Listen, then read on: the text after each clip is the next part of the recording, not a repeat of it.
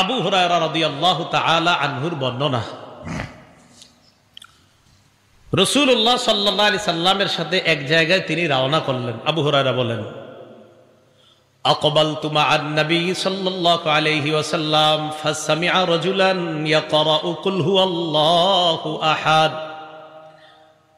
আমি নবীজির সাথে এক জায়গায় রওনা করলাম, হঠাৎ নবীজি এক ব্যক্তিকে তেলাওয়াত করতে শুনলেন কুল হুয়াল্লাহু আহাদ। এক ব্যক্তি তেলাওয়াত করতেছে কুল হুয়াল্লাহু আহাদ, এই সূরাটা তেলাওয়াত করতে শুনলেন। নবীজি বললেন ওয়াজাবাত। রাসূলুল্লাহ সাল্লাল্লাহু আলাইহি সাল্লাম বললেন ওয়াজিব হয়ে গিয়েছে। সুবহানাল্লাহ।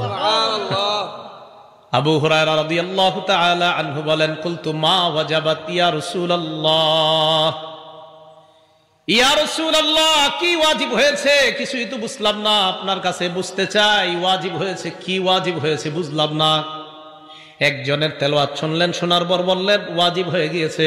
আল্লাহ নবী বললেন যে কুল হুয়াল্লাহু আহাদ পড়লো, আর আমি যার তেলাওয়াতটা শুনলাম তার জন্য ওয়াজাবাতিল জান্নাত, জান্নাত ওয়াজিব হয়ে গেছে।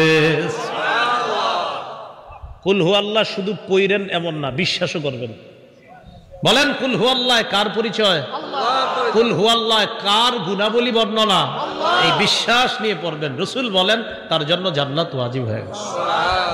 তাহলে এক নাম্বার জানলাম কুল হুয়াল্লাহু আহাদ যে মহব্বত করে তাকে আল্লাহ মহব্বত করে।